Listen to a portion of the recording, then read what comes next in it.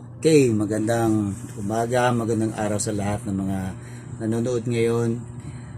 Diyan ho kayo, napakaganda po ang pag-uusapan natin ngayon dahil ito po ay relasyon ng magkapatid na si BBM at saka si Senator Amy Marcos.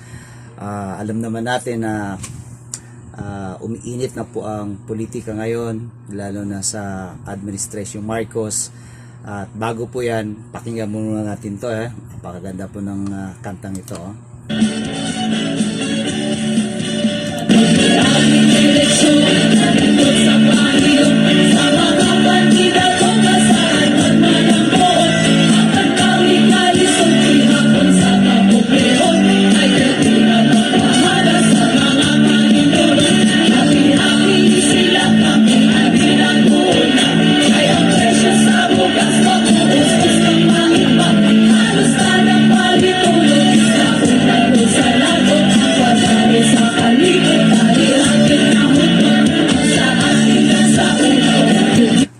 Okay, so yun po yung napakasikat ngayon na kanta, presyo daw ng bigas, asa na.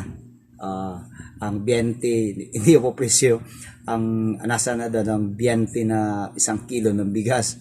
Yan po yung pinaka problema ngayon kasi nahanap ng taong bayan yung pangako ng napapako ni BBM. Okay, pero hindi po yan yung ating pag-uusapan ngayon. Ang pag-uusapan po natin ngayon, so papakita ko sa na video, ito pong kapapasok lang po na balita na nagkakaroon na po ng lamat ang relasyon ng magkapatid na si Senator Amy Marcos at si Bungit Kuting. Siya po yung tinawag na Kuting, si BBM. Bakit po Kuting? Kasi po nung tumakbo siya noon, ang dala po niya is ang tigre ng Luzon. Tapos si Mayor Sara ay Agila. Ngayon, ewan ko kung bakit tinawag na siya ngayon na Kuting. Okay? So ang pag-uusapan po natin ngayon, ito po yung tungkol sa relasyon ng magkapatid na Senator Amy Marcos at saka si BBM. Kasi po napaulat na galit kapatid niyang si Senator Amy Marcos kay BBM dahil po sa katigasan ng ulo ni BBM, hindi na po nasunod ang mga pangako nung kapanahonan ng eleksyon. Okay? Mas pinapakinggan pa ni BBM ang lahat ng suhestyon ng kanyang pinsang buo na si Speaker Romaldis. Okay? At saka may issue kasi yung Romaldis na yan Kasi nung kapanahunan daw ng Marcos Sr., itong tatay mismo ni Speaker Romaldis ay nagkaroon pala daw ng sabihin na lang natin galit na galit yung Senior Marcos sa tatay nitong si Speaker Romaldis at tinawag pa nga itong traidor na siyang sumira sa pangalan ng Marcos. At saka mismo rin itong si BBM noong nakaratay pa sa banig. Ang ibig sabihin yung may sakit ang tatay na Senior Marcos, ito pa lang si BBM ay puro lakwat sang inatupag, party doon, party dito. Kaya nangyari sa bansa natin na, 'di ba? Ang bansa natin ngayon, di ba? Puro siya lakwatsa. Tumataka siya, nanonood siya ng konsyerto doon sa Philippine Arena.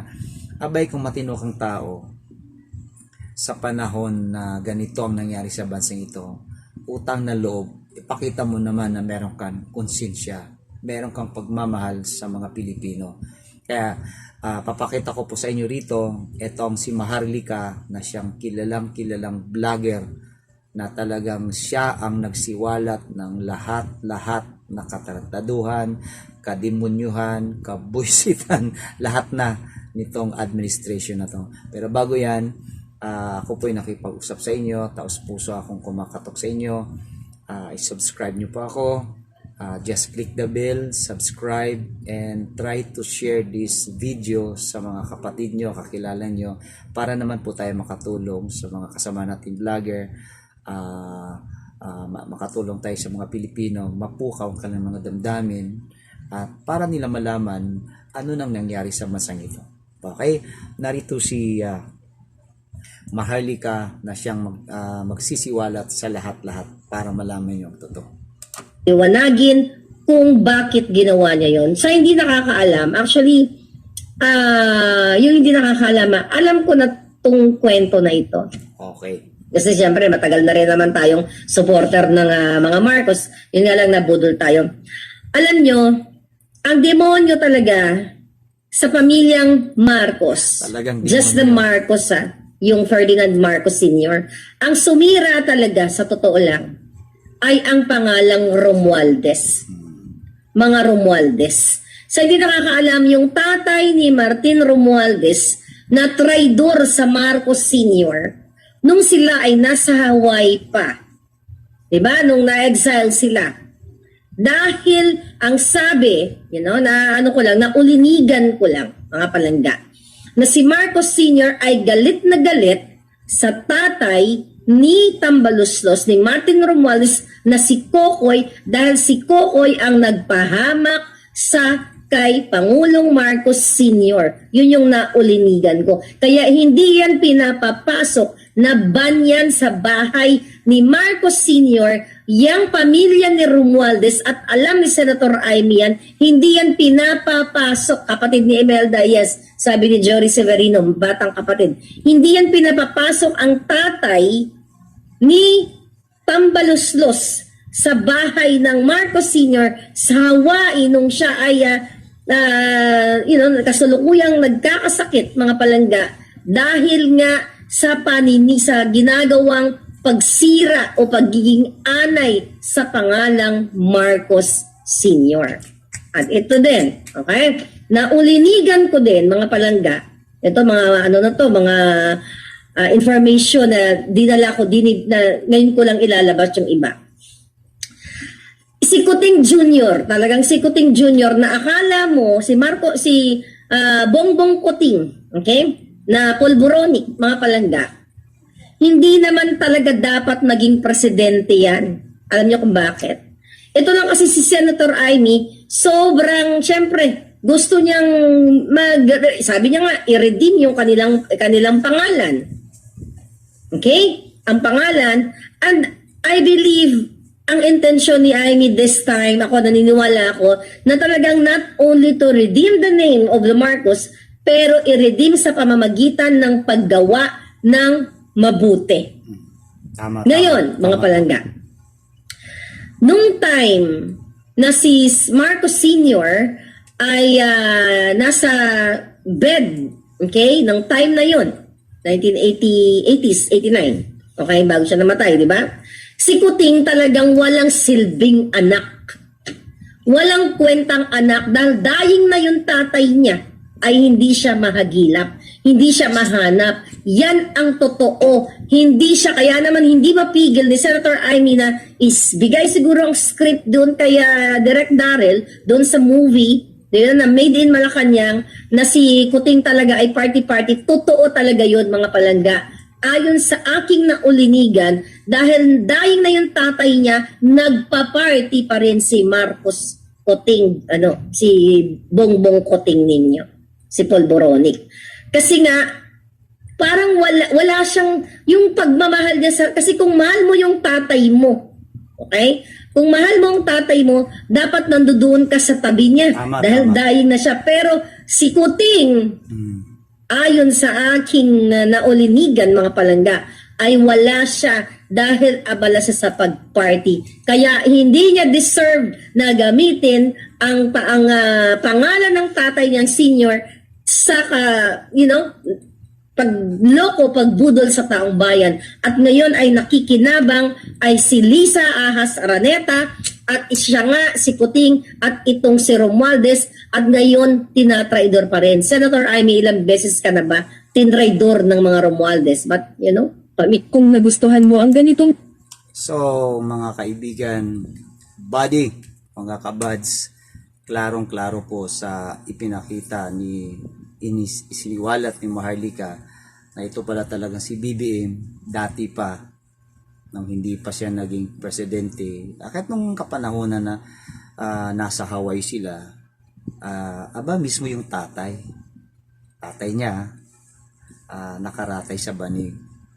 Nakuha pa niyang maglabkwat sa party doon, party rito. Ang tanong, ano pinakita niya sa bansang ito? Di ba po, parehas lang. So, isa lang ang ibig sabihin nito. Isa po siyang tao na wala talaga sa puso niya ang manilbihan. Lahat ng mga pinagsasabi niya nung kapanahonan ng kampanya, it's all a lie. Ewan ko na lang talaga sa ibang Pilipino kung naniniwala ka, pero naniniwala, pero sa akin, no, it's all a lie. Ramdam na natin, kitang-kita natin sa ating dalawang mata, lahat, mas lalong lumala itong second year term ni BBM. Kaya mga kaibigan, magmasid na po tayo, ramdamin na po natin ano ang dapat natin gawin bago maging huli ang lahat. Makinig po tayo kay PRRD, kay Tatay Digong. Ano po ang mga sasabihin ni Tatay Digong? Pakinggan po natin dahil lahat po yan ay para sa ikakabubuti ng ating bayan. Gumawa tayo ng mabuti ngayon dahil po ang ginagawa natin, ang makikinabang nito, ito po yung mga anak natin, yung mga kaapu-apuhan at ang susunod na henerasyon. Pero bago po tayo magtapos, papasalamat po ako nitong isang produkto ng JC Organic Barley na naging kabahagi po ng ating vlog supporter kumbaga. Okay, so thank you JC Organic Barley. Lagi po natin itong inumin araw-araw para lagi po tayong malusog. Huwag nyo kalimutan i-subscribe po ang ating YouTube channel, Mr. Latigo TV. Click the bell, subscribe, and share this video. Maraming pong salamat at sa susunod natin na video.